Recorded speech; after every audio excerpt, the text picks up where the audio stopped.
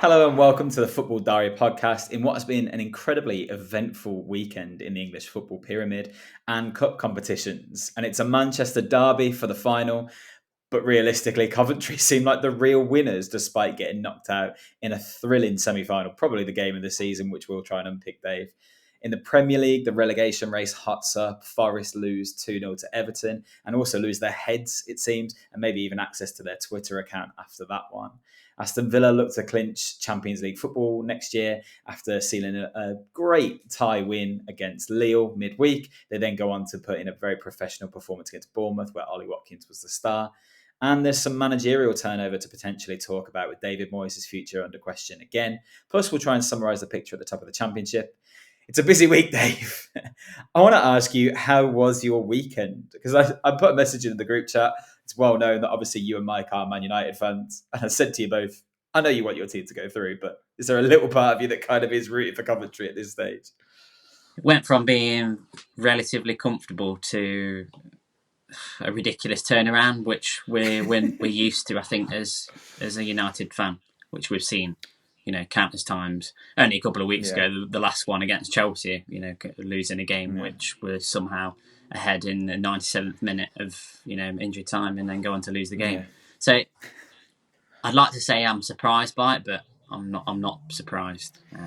So go on then. Let's start there. Let me just give a bit of a rundown of what happened in case somehow someone that listens to this podcast managed to miss the best game of the season. So a lot of people will have turned it off at one point. I think 70 minutes in, Man United are cruising 3-0 up in an FA Cup semi-final against Championship side Coventry, who then somehow, miraculously, just start playing football like there's nothing riding on the game. They seem so confident.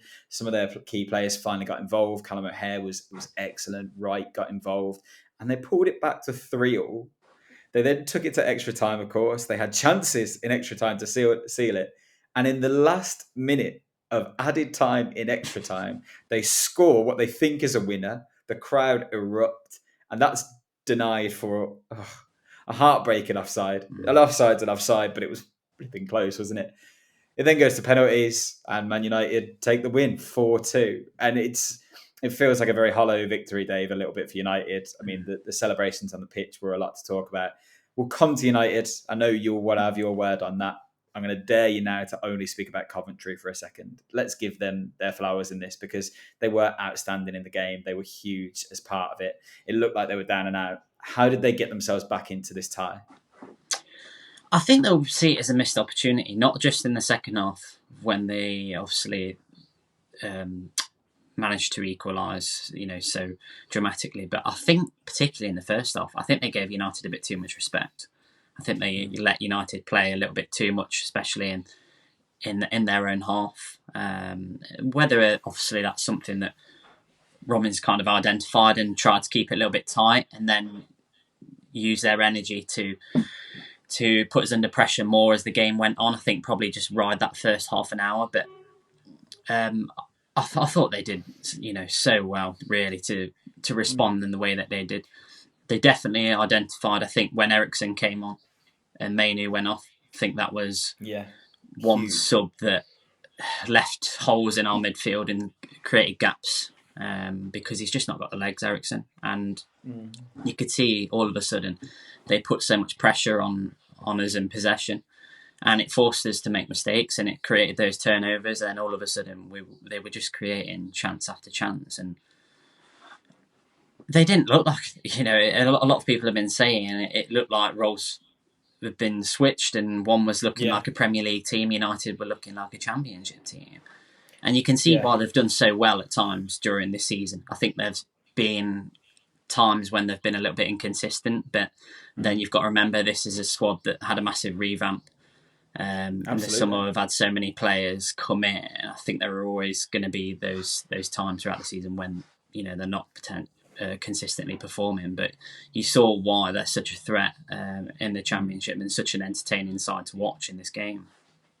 We talked about it, didn't we, when they got to the semi-final, that how remarkable it was that this team that kind of caught everyone's attention by getting to the playoff final managed to lose their two best players in Gyökeres and Hamer and then just rejuvenate the squad, really. They've then gone a lot of this season without a couple of key players as well. I mean, Callum O'Hare missed his penalty, and I was absolutely gutted for him. Obviously, a lad that came through the Villa Academy, but he was outstanding in this game. He's back to fitness, and he looked brilliant in that spell that Coventry got back into the game, didn't he? Because he was just able to operate in all the spaces that United's midfield were leaving. And whenever anyone tried to close him down, he knew that Coventry had the pace in attack to exploit the gaps that they then vacated. I think he was instrumental, wasn't he, in getting them back into the game? How did you view his performance?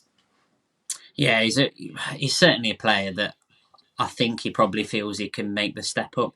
There's been there's not a lot of clarity, I think, around his situation the last time I saw anyway, around his contract situation and whether he will look to kind of make a step up to the Premier League. I think there'll probably be some suitors interested in him. He's so easy on the eye to watch as a player, technically really gifted, and he really kind of gels that attack and makes that transition from midfield into attack so seamless in that side. And like you mentioned, it'll be he would obviously, I feel, will be able to make the jump up to the Premier League just from what I've seen of him this season in the Championship and how he plays. So, well, there's still a small glimmer of hope that Coventry can get into the playoffs, isn't there? Is this side good enough for the Premier League on a more consistent basis, do you think?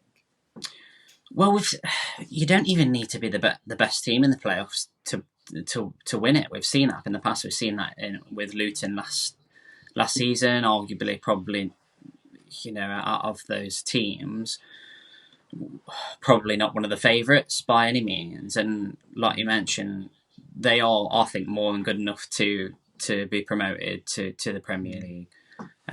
This Coventry team, like you mentioned, that they do need a bit of stability in there, I feel. And there are players in there I think probably need a little bit more time to adapt.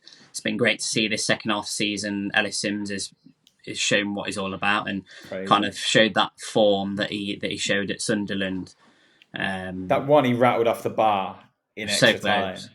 Oh, that was heartbreaking for him again. Like, they just had all these moments, didn't they, Dave? I know obviously United had theirs as well. I think Bruno hit the bar as well, didn't he? But does it derail their season now, coming that close, going that far in the game? Like, have they got enough to pick themselves back up for that run-in for the playoffs? Or is it maybe this was just one step too far?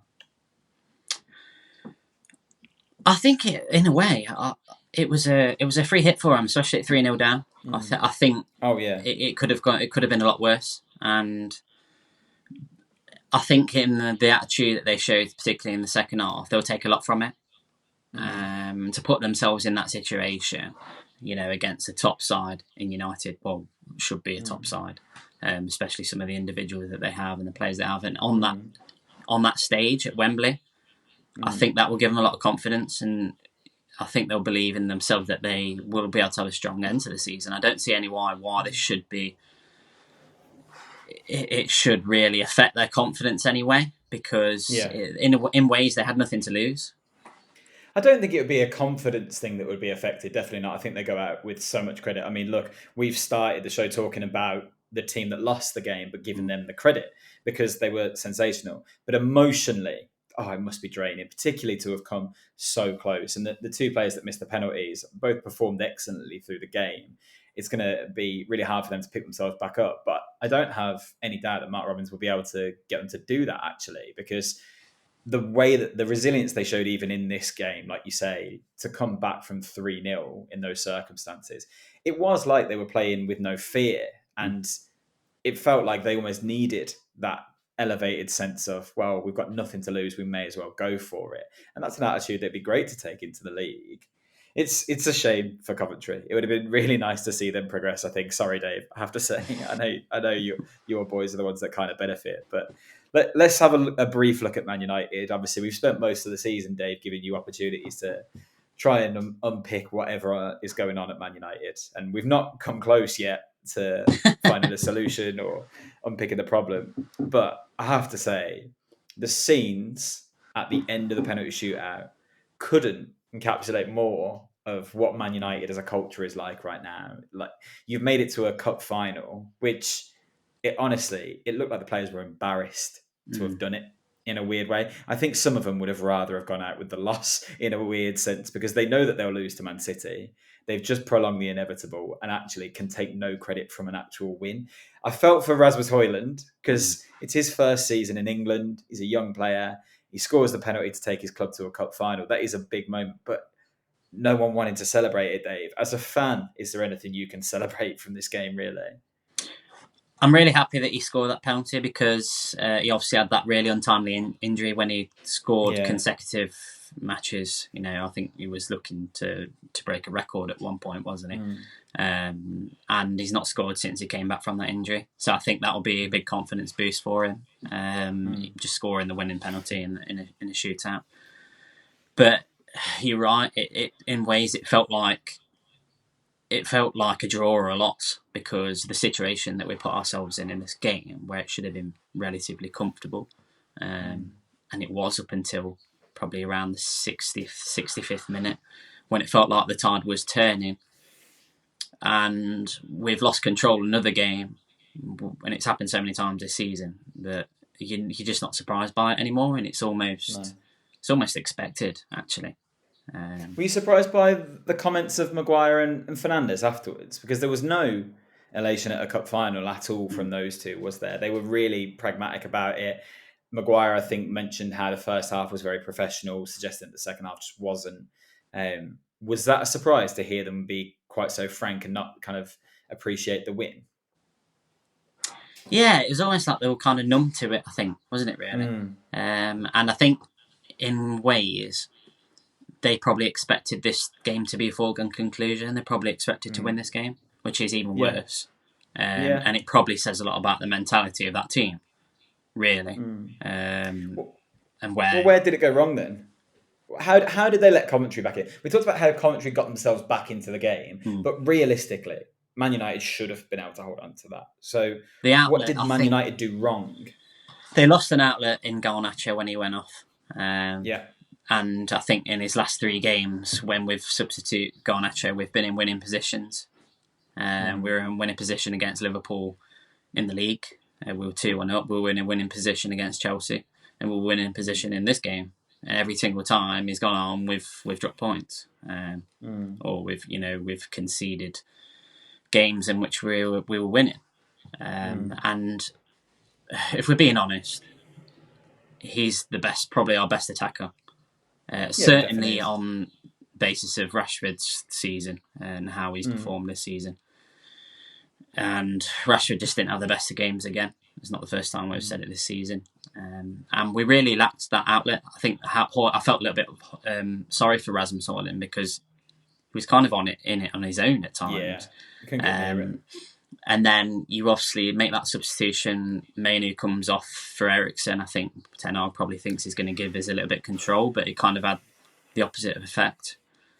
Well, that's the one I couldn't understand, to be honest, because you've got Maguire and Casemiro playing centre-back, who, for all the best will in the world, they read the game very well normally, but haven't got the legs to keep up with some of the Coventry attack. You've then got... I look at it and think you've got 2 fullbacks potentially playing the wrong way round. Like, I always think Dalot would be better inverted than Wan-Bissaka. So defensively, your structure is all over the place. But what Mainu does bring is that energy to burst back and cover where needed. What Garnacho brings is a bit of a work ethic to drop back and support the fullback. Anthony comes on, he's not going to do that. Diallo comes on, he's not going to do that. And then Eriksen comes on, whose legs are the same as Casemiro's almost. So the vulnerability there, that to me said that Ten Hag thought it was won as well. And I wonder if that naivety, even in a win and getting to a final, could this result almost cost Ten Hag his job at Man United come the end of the season? Do you think this was the one where it was like, a win wasn't enough here, the performance is enough to tell me this isn't what we need going forward? I certainly think it will be that way, and I think it'll have been coming, to be honest. I think the last few weeks, last 2 or 3 months, our form, not just the results, the performances haven't been good enough. No. But then also, I think there was a bit of naivety in there from Ten Hag because our left flank is just completely non-existent. Yeah. Rashford's just not playing well enough. And then you've got Wan-Bissaka at left back who offers no attacking threat whatsoever, especially because he can't use his left foot, and it's so exactly. predictable. So really, you took off our only attacking threat in Garnacho. You completely nullified that right-hand side. The left side was already, there was nothing there. Doing nothing. Yeah. So what do you have? That's Bruno Fernandes. Yeah. Essentially, it feels like any hope that United have of getting anything in a game, it hangs on him at the moment. And to be fair to him, he's still putting up good numbers, isn't he? I think he got 5 goals in 4 games now, or something along those lines. But that's not a sustainable plan, is it? No, and yeah, it's. I do feel for some of those young players, because they shouldn't be in this position where they're the ones that have been, standing up and being counted, because some of the senior players should really be doing that. It just seems like we lack some real character in there, and it's going to be interesting in the next couple of weeks. We essentially have nothing to play for apart from the FA Cup now. The final, that's it. So what do you make of the final then? Obviously, you move on to play Man City. We'll come to that in a second in their side of it. But would you almost rather not be there? Well, you look this time last year, and obviously we were quite competitive, really. Man City were the better team, but we kept it quite tight.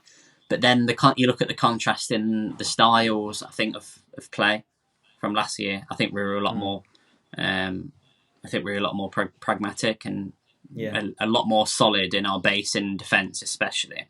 I think it was a more realistic approach, and this year it's completely different. I think if you look at the last time we played City, it's probably one of the only games actually where we've kind of set up behind the ball and look to counter.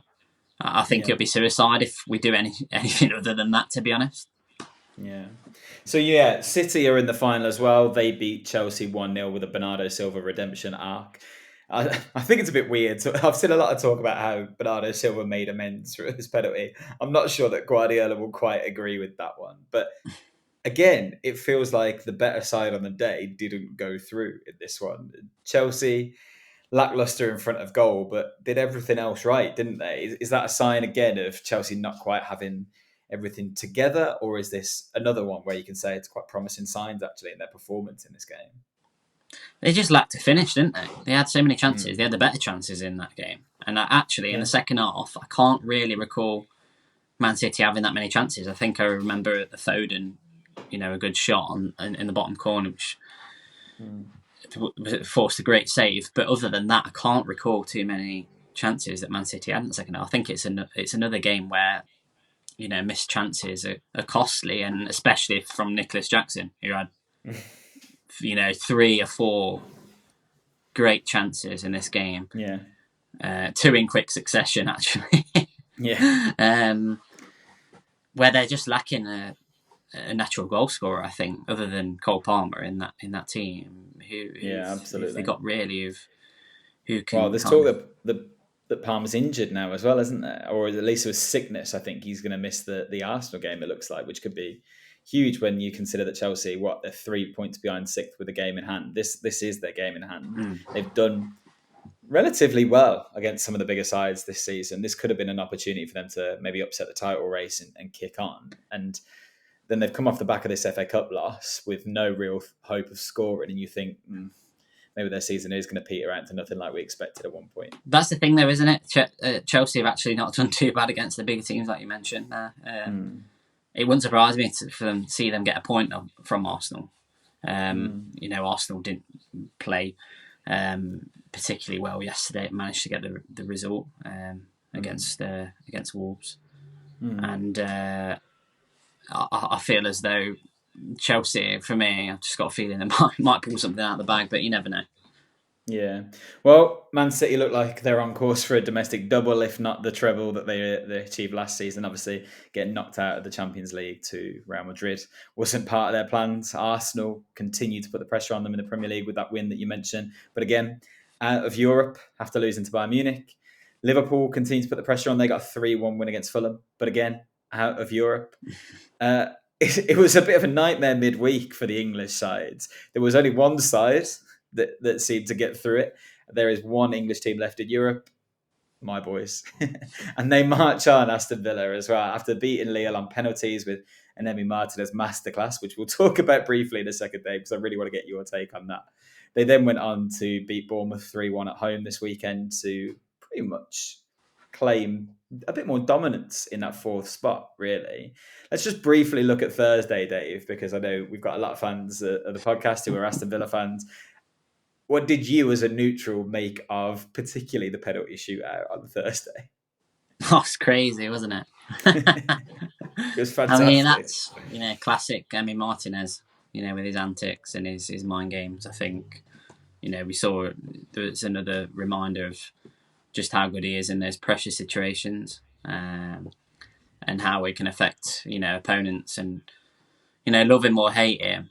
You've got to love it, really, haven't you? You've got to love the theatre of it all. He's certainly loved by the Villa fans, and they made that known at the weekend. Obviously, back at home with a big crowd, he had such a good reception from them. I don't think there's a goalkeeper in world football I'd rather have in that kind of situation. Well, he's sensational. Isn't Andre he? Onana tried similar sort of circumstances, Yeah, wasn't it? He's learning from him. Yeah. Against Coventry, though, which feels a bit patronising, weirdly. No.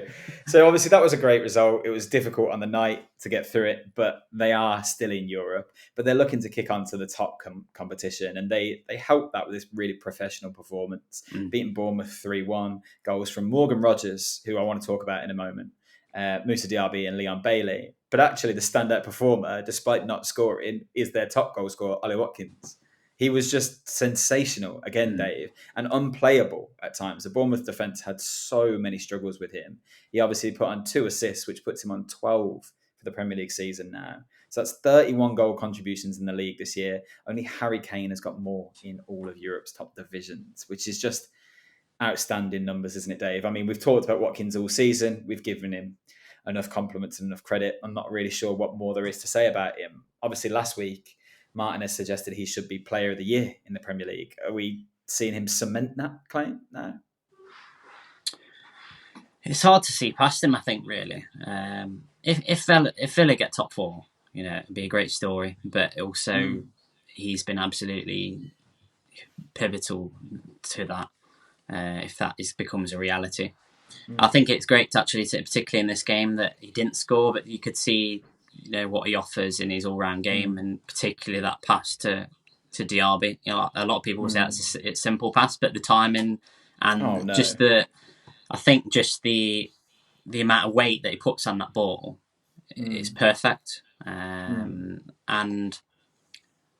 I don't know. I don't know about the second assist. I don't know whether he was shooting there personally, to be honest. He probably was, but to be honest, the work he put in to get the ball in that position in the first place, he won the ball deep, and he was just playing through his skin. He seemed desperate to score all game, to be honest, and it was a shame for him that he did it, because obviously he's trying to catch up with Cole Palmer and Erling Haaland But I think with Watkins, it's just liquid football at times. I think because he's so flexible.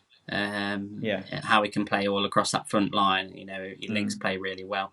He's able to interchange with whoever is playing, whether that Leon Bailey or obviously Diaby or even Zaniolo. I think he is just so versatile in the way that he plays, and he's such a massive player for Villa, just how he's performed throughout the season so consistently. This is why I've been suggesting that he could play with Kane in the summer. Because I said, didn't I? I said I want seeing him off of that left-hand side potentially, where coming in and potentially even linking up as a 2 at times during the game. I think you could do it. Yeah. If not from the start, it's definitely an option off the bench to keep them both involved, because the way that they link up or could link up would be absolutely I like what he offers off of the ball as well. I think in terms of his defensive work, you can see he's improved massively since Emre's come to the club.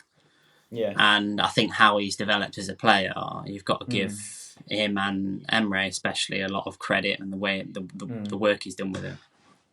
I think if any player at Man City or Liverpool was at the top of the goal scoring and assisting charts, then they've got player of the season in the bag. So I don't think he should be overlooked. The other thing worth mentioning that I know a lot of Villa fans are very aware of, but I hope that all people are taking account of, he's 1 goal behind Palmer and Erling Haaland. He's not scored a single penalty this season, Watkins. That's all goals from open play. And that's incredible. I just think it's sensational. I think he's been such an impressive player, and he'll be a huge part of Villa's progress next season if they do go on to the Champions League as well. I mean, they're 6 points ahead of Spurs now. Obviously, Spurs have got 2 games in hand, but looking at Spurs' remaining fixtures, I mean, it's feasible that they'll only get 6 more points. So Villa are really in the driving seat now, aren't they, Dave? Do You you think see so? And I them think particularly in claiming this it?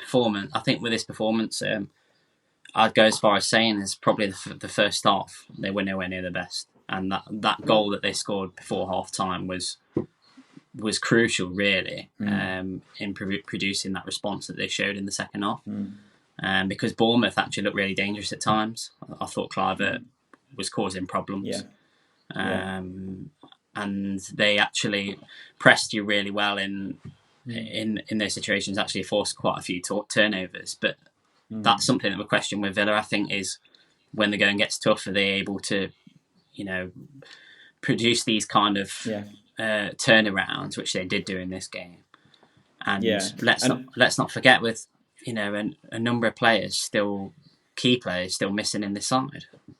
Yeah, I mean, this is another win without Douglas Luiz and Kamara in the midfield, which I think is huge. It's interesting, obviously, we talked before about Watkins' comments on the mentality of the side, and he himself took on a winner's mentality in this game. Another mentality that seems so strong on that team is Morgan Rogers, who's made the step up from the Championship, 8 million in January. And I mean, honest, I questioned it at the time, like why he was starting as often as he has been. I thought it was going to be someone that we'd be developing to kind of fill a certain gap if either Ramsey moved on in the summer or was injured. But there is enough players there to fill that squad. And he just keeps taking the opportunities that he's given. And lately, he's starting to find his feet in front of goal as well. The goal he scored in this game, you said, was crucial to getting Villa back in the game. But it was sensational as well. Like the dummy to sell the defender to just then bury it top corner. Is this someone that we kind of underrated in terms of his potential and his promise? Are you surprised by the development of him so quickly in Emery's side? I think I'm surprised. I questioned it, didn't I? I said, why would you take the risk and jump into the Premier League when you're getting consistent minutes in the Championship? He's still such a young player, and he's making an impact in the Championship. Obviously, Villa have seen something in him that they knew he would be able to make an impact straight away. And I think it speaks volumes that Emery's putting him in the team. I know obviously you've got a few injuries that probably has forced his hand at times probably to do that, but I think he obviously trusts him as a player. And I think him coming in, and I think it was vital for him to get that first goal a few weeks ago. I think since then he's kicked on massively. But worth bringing up another player. He's still a bit of a raw talent. He's got a lot of time, I think, to develop. But he looks he's really interesting actually into his profile. He's quite a tall player, isn't he? He's quite a tall attacker. He's tall and really direct in the way he runs. He's got a really good physicality about him, which suits the Premier League really, really well. Defenders don't like running with their back to goal, obviously, and he will challenge you to do that. And he did that perfectly in this game. It was a great example of his talents. It's encouraging, Dave, because there are a lot of attacking players stepping up. We talk about Watkins' goal contributions and how many he's scoring, but then you've got Leon Bailey scoring again, which is just phenomenal for him. A great season. The guy that you've been questioning all season, Moussa Diaby, he's now up to 6 goals and 7 assists in the Premier League, which I think's an outstanding first season, really, for a winger like that. I think he's really settling in now, and you can see that now they're getting those forward players playing together, and that interchange is really working. The Bailey Diaby connection with Watkins providing to both. That could be really threatening, not just in the run in this season, but moving forward next year. Like, what's Aston Villa's ceiling? If they do qualify for Champions League, obviously I'm aspirational and optimistic as a Villa fan, but as someone on the outside, what do you see Villa achieving next season, for example? Well, I think this season, everyone wouldn't have seen this coming. I think if you'd have said potentially, European qualification, Europa League, Europa Conference League again, I think that would have been, a successful season for you. But I think with how it's gone on, I think the questions people have had around consistency, whether Villa can maintain this sort of form, I think you've got to manage them expectations realistically for next year, though. If you look at Newcastle last year, a similar sort of season. This year, they obviously had some problems and, it's petered out a little bit, but I just think you need to manage those expectations realistically as a fan base, because it's still a massive jump up, I feel. Yeah. To go from being top 4 contenders to anything more than that, is even, again, a massive bonus. But I think, like you mentioned, I think you'll be looking to probably fill those gaps in the squad where you probably need a little bit more in terms of not just depth, but I think in strength, in quality, and in personnel. Really, I think there was points in this game I've already questioned whether Matty Cash is probably good enough for that fullback role. He struggled in the first half, role. didn't He struggled, and it was just so naive to give away that penalty and go to ground. That was the biggest sign of a tired legs after the Thursday outing, really. I thought that first half, Matty Cash was getting battered by Cliver. And as soon as he came off, I think he was probably thanking the Bournemouth coach.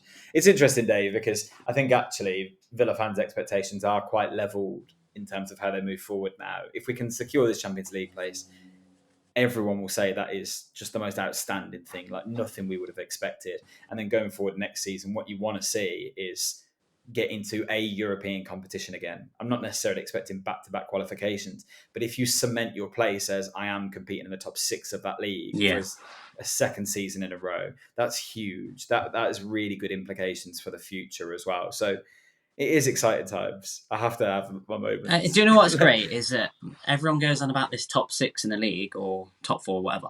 I actually don't even know what the top 6 is anymore, because the great thing is that there's so many great teams in this league. With the emergence of Villa this year, no one knows what Chelsea are going to produce. Let's be honest. What team can turn up? Newcastle. It's great for the league. A good I think. League, isn't it? Yeah, it's been really good. Honestly, the table is a lot closer this year than it has been for a long time. We know that there's a really good title race, which is really exciting. Actually, and again, this is not me suggesting we're anywhere near it, but the gap between Villa and 4th and the top 3 isn't massive. And we've seen before City just completely run away with it, or City and Liverpool be so far away from 3rd and 4th. Yeah. I mean, there's a bigger gap between 5th and 6th, and I think probably Villa and the top of the league, isn't there? There's 10 points, isn't there? I think. Yeah, it's just crazy, like how good the competition has been this season, except for at the bottom end, which is still tight, Dave, and we'll talk about that now. There's only one place to start, really. It was an exciting weekend for the bottom of the league. So we'll talk briefly about Saturday's fixtures, what that means. Obviously, Burnley beating Sheffield United keeps Burnley's hopes alive, probably sinks Sheffield United, you'd imagine, right? Brentford beat Luton 5-1. That means Brentford's are pretty much safe. Luton right in the danger. But then the biggest fixture was Everton against Forest for all sorts of reasons, wasn't it? This was the one dubbed as the points deduction derby. And Everton got a really vital win. Like, they needed a win in this game. 2-0 puts them in a much more commanding position. We think, never know what's going to happen next with this point deduction saga. But there's so much controversy around the game and then the aftermath as well. So we'll get on to that, Forest fans. We really will talk about that. Just really briefly, Dave, tell me what this win means for Everton, first of all. It's huge. And you know what? There was a lot of pressure, I think, coming to the game, especially because on the back of this game, if you have a bad result, I mean, they've got Liverpool next in the Merseyside derby. So it's crazy. That's just how big this is for them. And I think Sean Dyche will have known, I think, coming into this game, how big it was for them, especially being up against Forest, obviously a relegation rival. So to just see them get that 3 points, I don't think it was a classic in terms of the performance. I don't think it was a great performance from either side, to be honest. No. Again, marred by controversy with VAR. Go on then. Let's talk about it. So the controversy surrounds 3 decisions, all of which were against Ashley Young, which is bizarre. But, we've both got soft spots for Ashley Young, I'm sure, Dave. So first one is the potential foul on Gio Reyna. Before we get on to the aftermath and Forest, first one, foul on Gio Reyna. For you, is that a penalty? I think it's difficult to see.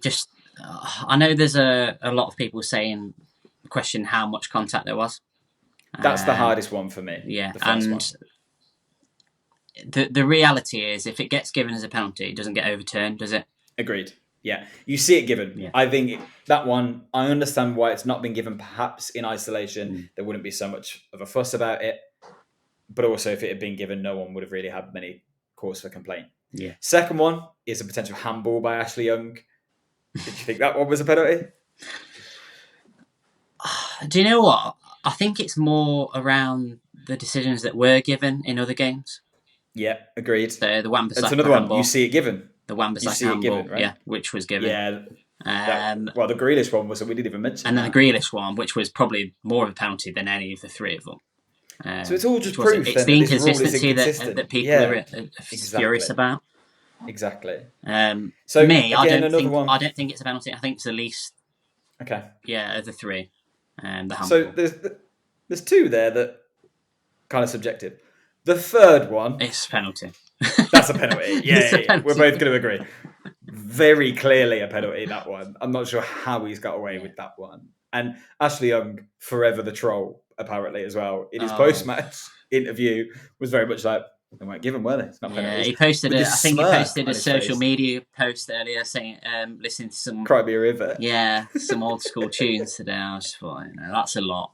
Come on. Also, Dave, you are not old enough to be referring to it as a social media post. We could talk about it.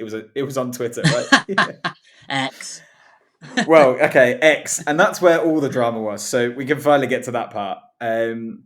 Forest fans, we appreciate that this is really difficult because, there are three decisions that are up for debate. One of them we think really was a clear penalty, which would have at least got you back in the game. And there have been countless examples this season of Forest in quite difficult circumstances. So I want to be clear, definitely understand the frustration of Forest fans. The statement after the game on Twitter, I don't know what you make of it, Dave. Let me read it. Can I just say that I saw this, and when I saw it and I read it, I thought it was a parody account. Yeah, me too. I didn't think it was real. 100%, me too. It reads, the first one, I'm going to read the first one. 3 extremely poor decisions, 3 penalties not given, which we simply cannot accept. We warned the PGMOL that the VAR is a Luton fan before the game, but they didn't change him. Our patience has been tested multiple times. NFFC will now consider its options. Now, let's talk about that one before I mention what they've said today as well. Dave, I've never seen anything like this. Now, you talk about players having social media training. Someone who runs a club's social media account putting this out. I don't know who's told them to do this, obviously, but essentially what they're screaming is there is corruption in the PGMOL and someone has been able to make decisions based on their own allegiances, which is actually a word that they use in their next statement, which I'll read in a second. I honestly don't even know where to start with this, Dave. It's ludicrous, really, that this statement has come out, isn't it? I just don't know. They mentioned, obviously, the VAR official being Stuart Atwell in this game. He's the centre of attention in this, isn't he? And there are some rumours going around that he's a Luton fan. I don't know where that stems from. I've seen some things saying that there's a couple of... a chap was mentioning, he knows a Luton fan his parents have got Luton season tickets. Whether there's any truth in that or not. But I don't know. It doesn't seem there's any sort of reliable source with that with that information. So I think it's a lot, to be honest. I think it's a lot especially to question someone's sort of integrity. It's a huge allegation. But also, I can see their frustrations. I can see their frustration, especially they've had some bad decisions against them this season, Forest. We've mentioned it on him a lot, many times, that, there's been moments in games and shocking decisions made. This isn't the first time. And we mentioned other teams that have shared that sort of, that look as well. Wolves, Gary, how amount of times Gary O'Neill was mentioned it this season. It was actually really interesting because they were talking about it on Sky Sports yesterday, and obviously Gary Neville, defended the referees, didn't he, and the association, and said it was shocking that Forrest had come out with that statement, and he thought that Clattenburg should resign. from his role. But What's it got I to do with actually him? agree with what Lewis Saha was saying, in that there's been no changes made to rectify the terrible state of officiating this season, Yeah. especially. It's been shocking, and Yeah, the thing is, there's been no Dave, answers from referees or you yeah, know. absolutely. I don't think any football fan disagrees with the feelings of Forest in terms of this isn't good enough in terms of officiating. I think it's a step too far to go out and say, no, it's being deliberately done because he's a Luton fan. First of all, that doesn't make sense to me. If I'm Luton, I want this game to be a draw because then I've got a chance of pulling both of them in. So that's bizarre in the first place. I think that's just an odd statement. You are literally calling it out and saying you've got people in there, and the fact you've ignored it as well suggests even further corruption. I think that's such a I think weird it's way boiled of doing over this. massively, and I definitely it's got something to do with the deduction of points in the league as well. That will no Yeah. doubt of there's a lot of anger, a lot of frustration. Yeah, of course. But don't take that out on Twitter. Like, that's such a weird way of doing it. Also, they will consider its options. What's your option here? I don't know. Exactly. Something. I don't think that there Yeah. is one. I find that weird. Just quickly before we move on as well, they almost doubled down on it today. Like, not long before we started recording, another statement came out and it says, following yesterday's match at Everton, the Forest issued a statement highlighting our concern, the perception and the PGML appointment of VAR for the game. This was an issue we raised with them prior to the fixture because of the fear of the sideshow that would ensue if anything went wrong with officiating in the game. That fear has materialised as the correctness of 3 important decisions against the club have been called into doubt. Right. It's materialised, that fear, because you've made it materialise, because you've drawn so much attention to who the VAR official was.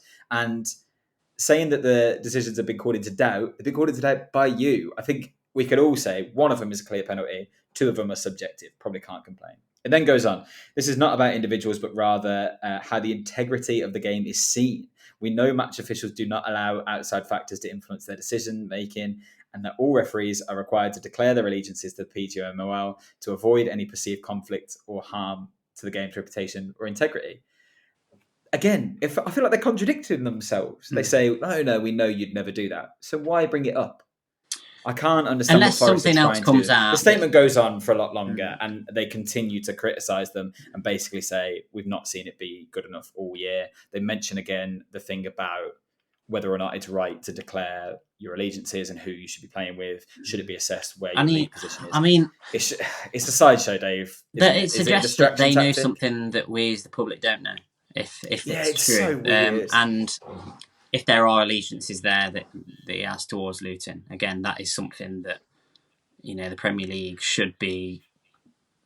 I mean, I think I saw something earlier about Michael Oliver, that he's a Newcastle fan, and that he did actually speak. I think he spoke to the Daily Mail, and basically there was something in there. They're saying he has to be delegated certain games. Yeah, that's true. Yeah, they're referees. They're but obviously surely football fans. If they do, if this is true, and he actually has allegiances towards Luton, then that's on the Premier League to resolve that and ensure that they're giving the right games to the right referees. But why would that mean he couldn't referee this game? That's what I can't understand. Because, okay, maybe you could say because there is a consideration for Luton in this fixture, you wouldn't want him around. But like I say, I think the better result would have been a draw. So not giving those decisions doesn't benefit Luton. I think the fact that he's associated and it could have an impact on the the relegation come the end of the season. I think that with the Michael Oliver situation, I think he mentioned, well, he basically gave an example of Newcastle. He couldn't basically referee some of the relegation matches. This is when Newcastle were struggling at the bottom. Yeah. If that's the case, then why should this be any different? Maybe I think they're clutching. I don't know. In a way, it's kind of. I just don't know if it's clutching at straws a little bit. I think maybe it's just the officiating in this game it's pushed them a little bit too far, I think. I just think it's such an odd thing to say. Like, for example, when Villa played Arsenal the other week, at the end of the game, when Watkins was interviewed, they said to him, "Oh, you grew up an Arsenal fan, didn't you?" Like, anyone that's involved in football grew up watching football. No one as a 5-year-old necessarily is going, my dream is to be a referee. They're cheering for their team. Now, obviously, that's the way that their career path has gone. We can't expect them to not have associations with football teams, but you also give them the credit and the respect to say, I trust you to do your job properly. Do you think a player that used to support a certain team is going to start missing chances purposely against his boyhood club? You wouldn't accuse them of that. But going at a referee seems like an easy target. Considering Forest's drop in form, I feel like there are enough complaints for Forest to have this season that this wasn't the hill to die on. This was the wrong moment to pick.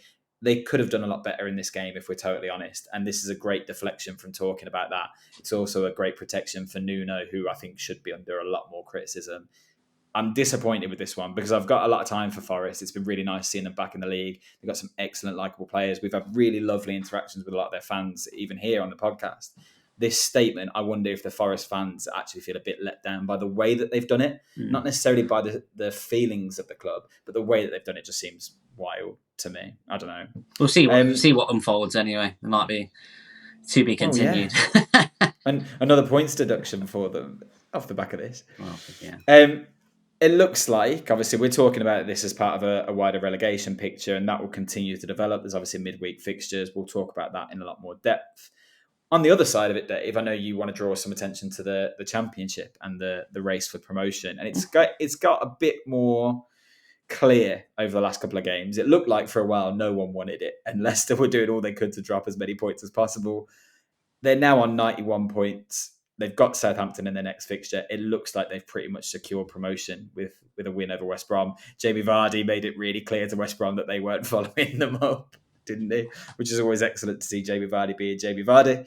The picture as a whole, Dave, it's an interesting one.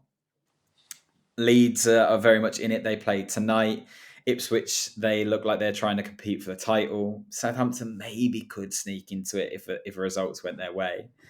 What's happening, Dave? I think it's a little bit bit of a stretch for Southampton. I think they'll be looking at, obviously, their focus will be fully on those playoffs. But who knows? I mean, they've obviously got Leicester tomorrow night at the King Power. Again, massive game. And if you look at actually the games that are left for these, promotion chases, some really interesting encounters that really affect not just the top, but the bottom of the league as well. So there's no easy games in there. I think Ipswich have still got to play Hull City, Coventry, and Huddersfield. You look at those three games, Hull and Coventry have both still got slim hopes of potentially getting into the playoffs, and Huddersfield are probably going to be fighting for their lives on the last day of the season, potentially to stay up. So there's no easy games in there at the minute, but I think you just got to look at the actual, just what a crazy season it's been. And so many stories as well.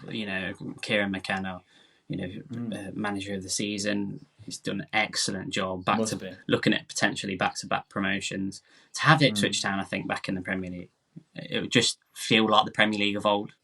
And that's mental, isn't it? When you think about like their position coming from League One, and we looked at the relegated sides this season in Leicester, Leeds, and Southampton, and just thought they would have far too much quality to let anyone else compete. And then you've got Ipswich, who have shown that actually the coaching of that side is enough to kind of keep up with the talent of basically Premier League clubs. Look at how much money Southampton brought in over the summer with some of their sales. Look at some of the players that Leeds brought down with them, and Leicester.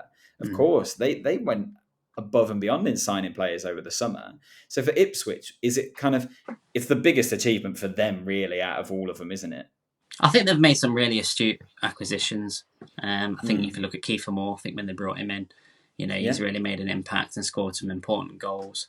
I think Nathan Broadhead's had a really good season. I think you look at Amari Hutchinson as well. Since he's come in, he's done well when he's appeared at times. I think that team, it just seems like the spirit that they have in that particular squad, and he's, I just think McKenna, he's going to have eyes on him. I think really, if they don't get promoted this season, I think there's going to be some clubs looking at him and thinking this is the potential that he has. I think as a coach and as a manager, I think you really just you want to. I think as a neutral, you want to see Ipswich get promoted. Just the story.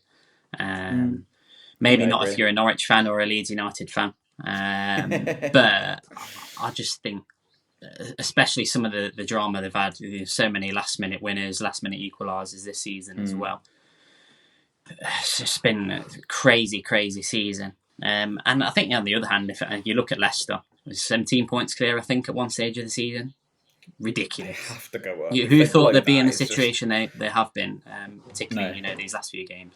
They've really struggled actually against some of the other top six contenders. They've just had that charisma, that kind of in possession. I think that's kind of style of football that they have. You can see many facets of Pep Guardiola's style, can't you? I think in this Enzo Maresca team, but there's been a lot. I think to have that character to almost looks like they're going to get over the line. I think it will be great to see them back in the Premier League. Yeah, you're a local boy as well, so I'm sure you're quite keen. I want to see them get back up. And then I have to give. Well, yeah. Leeds themselves, they didn't have an easy start to the season at all, did they? They were really struggling at first, and it was quite a surprise. And then there was all that chaos towards the close of the transfer window about whether some players were going to hold on. And actually, for them to still be in with a shout at this stage shows how much development that squad has had and how much dedication that the manager managed to get into this Leeds side, right? Absolutely. And I think they've struggled probably at the back end of the season.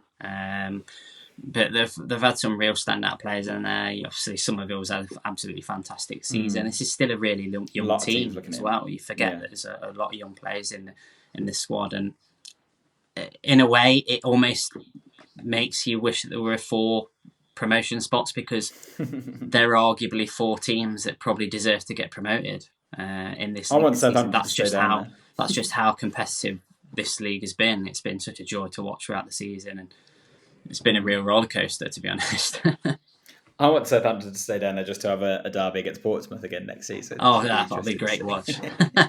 I have to, speaking of derbies, I have to mention quickly, Birmingham City have gone back into the relegation zone with 2 games to go after just agreeing planning permission on a stadium expansion, which Birmingham City fans were loving, screaming about how they're going to have a better stadium than Villa, but they'll be in League One perhaps, that's difficult, isn't it, Dave? They've had a really turbulent season, a lot of which was their own doing, but they've got Huddersfield and Norwich left, I believe, with 2 games to go. Oh, the next game's massive. Next game. That is ridiculous. And I mean, if they draw that, Sheffield Wednesday are laughing, aren't they? Because they obviously took over Birmingham's space in safety. Are they going to go, Dave? Go on, tell me what to win. You got to say momentum's with Sheffield Wednesday. I look at Wednesday. Have still got a couple of difficult games. I think they've got West Brom next, and that's not an easy game. They're another team that obviously are looking at the playoffs, but I just feel like they've had some good results. I think that was a great result against Blackburn at the weekend, and Blackburn themselves are not out of it, really. I mean, it's just crazy, isn't it? They've been really consistent. Obviously, had that great result against Coventry out of nowhere. And you thought that would potentially be enough. I really feel for Huddersfield. I think they're probably gone. Because of the fixtures that they've got left. They've got some really difficult games. They have to beat Birmingham, don't they? But also, I kind of want Sheffield Wednesday to stay up just to see a Steel City derby next year. And Sheffield United go down. Yeah, that'd be great. The Championship will be really exciting next year again. As it always is, Dave, isn't it? And we'll do our best to cover it where we can, obviously. But our attention's been taken up a lot with competitive football in the English in the league this year, which is really great considering how poor they've been in Europe. The coefficient took a battering this week, which I was very grateful for, I'm sure you can imagine. But we'll continue to cover all we can, Dave. It's going to be a great end to the season for most of us, except for maybe you. Sorry.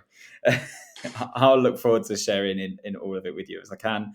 Mike will be back soon. I think even he felt the embarrassment of the Man United performance at the weekend. And unlike Anthony cupping his ear to the Coventry fans, he thought he'd lay low for a little while. But thank you for joining us, as always. And thank you, Dave, for being with me. If you're new to the channel, give us a follow on our social media platforms. Dave will already mention social media posts. You can see plenty of our activity there. You can also subscribe to us on YouTube. That's our main channel at the moment, and we obviously put out visual content on there. Or you can listen to us on all audio platforms. Thank you for joining us on our journey, and we look forward to closing the season out with you all. Dave, thanks for joining me, mate. Been a pleasure. Let's see what this week brings. Oh, it's going to be great. See you later. See you later, mate.